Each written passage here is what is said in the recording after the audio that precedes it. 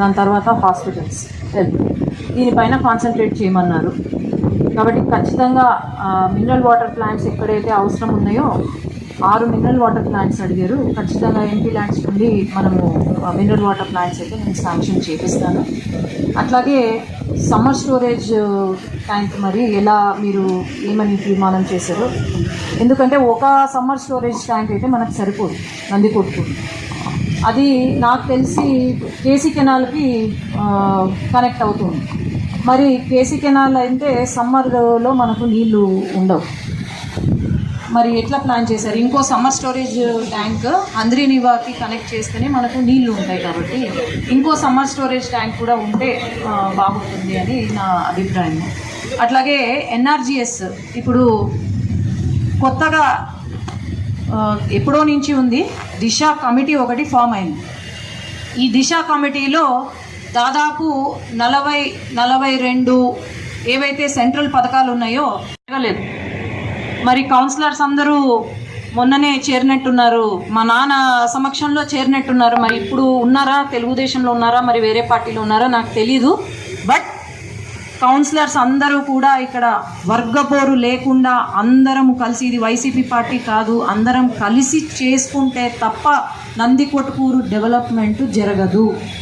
మా నాన్న చేసిన డెవలప్మెంటు అందరికీ తెలుసు. తెలుగుదేశం పార్టీ చేసిన డెవలప్మెంటే తప్ప ఇంకా వేరే ఎవరూ చేయలేదు నందికొట్కూరుని డెవలప్ చేసినట్టు.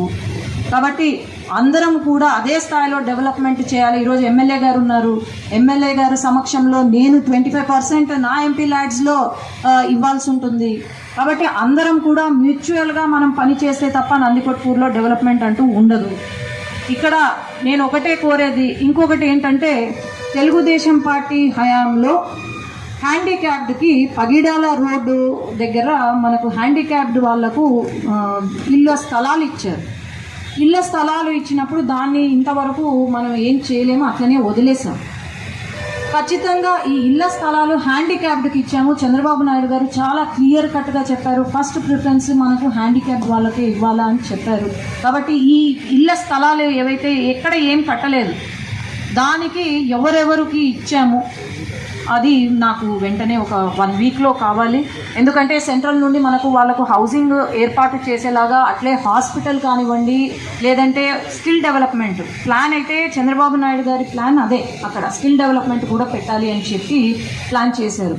ఎందుకంటే ఇక్కడ మనం డెవలప్ చేస్తే నందికొట్కూరు నాకు తెలిసి it will be a role model for the entire country.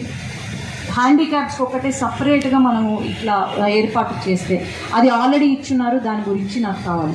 అట్లాగే మొన్న వెళ్ళినప్పుడు number of complaints from Nandikotkur town ఏంటి అంటే మారుతి నగరు, తర్వాత ఇక్కడ ఐ థింక్ బైరెడ్డి రాజశేఖర్ రెడ్డి నగరు, ఇక్కడ ఇలాంటి ప్లేసెస్లో ఇల్లీగల్గా ఆక్యుపై చేసుకొని ఉన్నారు. ఎటువంటి ఇది లేకుండా ఇల్లీగల్గా ఆక్యుపై చేసుకొని ఉన్నారు. గత ప్రభుత్వం వాళ్ళు కావచ్చు, ఎవరైనా కావచ్చు. దాని గురించి వెంటనే ఎంక్వైరీ పెట్టమని చెప్పారు. చేయిస్తాం మేడం, అది పరిశీలించి చర్యలు తీసుకుంటాం. అట్లే పొల్యూషన్ సర్టిఫికేట్ పొజిషన్ సార్, అది కూడా. అండ్ అట్లాగే వేస్ట్ మేనేజ్మెంట్ ఎలా చేస్తున్నారు మేడం? ఇక్కడ ఒక ఎకరంలో మనకు డంప్ యార్డ్ ఉంది మేడం. అక్కడ చాలా ప్రోగ్రామ్స్ ఉన్నాయి, కానీ ఇక్కడ ఏది కూడా స్థలం లేక మనం ఇంప్లిమెంట్ చేయడం లేదు. రీసెంట్గా ఎంఆర్ఎఫ్ అని మెటీరియల్ రికవరీ ఫెసిలిటీస్ అనేసి ఒకటి మనకు పంపించడం జరిగింది స్వచ్ఛ భారత్ మిషన్ ద్వారా. Swachh Bharat also comes under central scheme. అవును. So there is a possibility మీరు ల్యాండ్ ఎక్కడైతే దగ్గరలో ల్యాండ్ కోసం ఎంఆర్ఓ గారికి మనము రిక్వెస్ట్ చేశాము. మరి ఎంఆర్ఓ గారు దాన్ని చర్యలు తీసుకోవాలి. Madam good morning madam. Commissioner గారు వచ్చేసి 7 ఎకరాల 57 సెంట్లు అడిగినాడు. 7 acres మినిమం చూపించేది ఉంటుంది మనకు.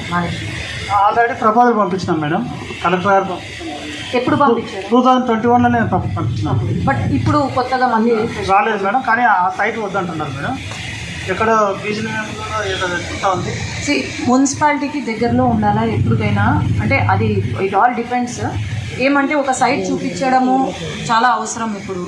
సెంట్రల్ అది it is all depends on central. వాళ్ళు వచ్చి మళ్ళీ విజిట్ చేసుకొని ఇది ప్రాపర్గా ఉందా లేదా, ఎందుకంటే ప్రతిదీ ఏ అప్రూవల్కైనా నామ్స్ అనేవి ఉంటాయి. ఆ నామ్స్ మనం ఫాలో కావడం అనేది వెరీ ఇంపార్టెంట్. ఒక ఎగ్జాంపుల్, నేను ఇక్కడ సంబంధించింది కాదు, ఎన్ఆర్జిఎస్ పనులు. ఎన్ఆర్జిఎస్ పనులలో ఒక మండలానికి 2.5 కోట్లు ఏదైతే వస్తాయో సెంట్రల్ నుండి, కేవలం ఒక ఊరికే ₹1 పెట్టారు. అది నాకు వచ్చింది, పైన పంపిస్తే రిజెక్షన్ వచ్చింది. ఎట్లా ఇస్తారు మీరు ₹1 ఒకటే ఊరికి అని? సో అది అలాంటివి జరగవు, అవి మళ్ళీ క్యాన్సిల్ చేయాల్సి వస్తుంది. సో ఇవన్నీ మైన్యూట్. నేను ఎందుకు చెప్తున్నానంటే ఇప్పుడు ఏది ఉన్నా సరే సెంట్రల్ స్క్రీనింగ్కి పోతుంది, సెంట్రల్ స్క్రీనింగ్ నుండి మనకు వస్తుంది, దిశా కమిటీకి వస్తుంది, ఈడ అప్రూవల్తోనే మనము ముందుకు వెళ్ళగలుగుతాము. కాబట్టి ఎక్కడ కూడా ఎటువంటి మిస్టేక్స్ లేకుండా మనం చేసుకోవాలి. ఈ డంప్ యార్డ్ మీరు ఏదైతే ఉన్నారో ఇమ్మీడియట్గా ఎమ్మెల్యే గారు ఉన్నారు, ఆయన కూడా ఒక ల్యాండ్ ఏదైతే ఒక 2-3 ఆప్షన్స్ ఇవ్వాలి. మనం కేవలం ఒకటే మాకు కావాలి, ఇదే కావాలి అంటే మనకు నైబర్ విలేజ్ మేడం మధ్యగట్ల అని చెప్పి. అవునండి, అవును, నైబర్ విలేజ్ ఏదైనా 2 ఆప్షన్స్ ఇవ్వండి. ఇప్పుడు వీళ్ళైతే ఏదైతే అడిగినారో మేడం, అది గతంలో వేరే వాళ్ళకి సంబంధించింది, ఆ ల్యాండ్ కాకుండా వేరే చూసుకోమని చెప్పేసి చెప్పినారు. కాబట్టి వీళ్ళు ఇందాక చెప్పారు మేడం, సభ్యులు చైర్మన్ గారు చెప్పినట్లు ల్యాండ్ పర్సూ చేసి అక్కడ ఏర్పాటు చేయిస్తారు. అదొకటి మేడం. మన టౌన్కి సంబంధించి గతంలో మీరు డ్రింకింగ్ వాటర్ పర్పస్ అడిగారు. 2014 నుంచి 19 వరకు అప్పుడు ఉన్నటువంటి చంద్రబాబు నాయుడు గారు 120 కోట్లతో పైలట్ ప్రాజెక్టుగా ఆ రోజు అలగనూరు రిజర్వాయర్ నుంచి 120 కోట్లతోని నందికొట్కూరు పట్టణానికి 2 టీఎంసీల వాటర్ ఇవ్వడానికి ఆ రోజు మాన శివానంద రెడ్డి గారు అందరూ కూడా తీసుకురావడం. అంటే మన దురదృష్టం ఏంటంటే 2019 నుంచి 24 వరకు ఉన్నటువంటి పాలకులు దాన్ని పట్టించుకోకపోగా రివర్స్ టెండరింగ్ అని చెప్పేసి దాన్ని రిటర్న్ పంపించినారు. దాన్ని మళ్ళీ కూడా పరిశీలి చేపిస్తున్నాం మేడం. కొత్త సమ్మర్ స్టోరేజ్ మేడం, మనకి ఎక్కడైతే నియరెస్ట్ గా మనకి ఎక్కడైతే ఇప్పుడు మనకు చుట్టుపక్కల మనకు వాటర్ ఉంది, మనకు అలగనూరు నుంచి బెటర్ అవుతుందా, లేకపోతే హెచ్ఎన్ఎస్ నుంచి మనకు బెటర్ అవుతుందా, లేకపోతే ఇప్పుడు ఉన్నటువంటి నందిగుట్టు తీసుకున్నాం మేడం. అది కూడా ఖచ్చితంగా పరిశీలిస్తాం మేడం. ఏం చేసినా మన నందికొట్కూరు పట్టణానికి తాగునీటి సమస్య రాకుండా తీసుకోవాల్సినటువంటి జాగ్రత్తలు. మన నందికొట్కూరు టౌన్ కి చాలా తక్కువ, నంద్యాల టౌన్ తో కంపేర్ చేస్తే మన నందికొట్కూరు తక్కువ. బట్ మనం ప్రాపర్ గా ప్లాన్ చేస్తే అది చాలా బాగుంటుంది. ఖచ్చితంగా చేపిస్తాం మేడం. అట్లా ఇంకేమన్నా సమస్యలు ఉంటే నేను సారీ మిస్ అయ్యాను. ఇక్కడ ఈ సమావేశానికి వచ్చినందుకు నందికొట్కూరు శాసనసభ సుస్వాగతం పలుకుతున్నాను మేడం. ఎందుకంటే ఒక ఎంపీ ఎమ్మెల్యేగా మనం ఇక్కడి నుంచే ఒక స్థానికులంగా మనకు నందికొట్కూరు నియోజకవర్గ ప్రజలు, నంద్యాల నియోజకవర్గ ప్రజలు అవకాశం ఇచ్చినారు.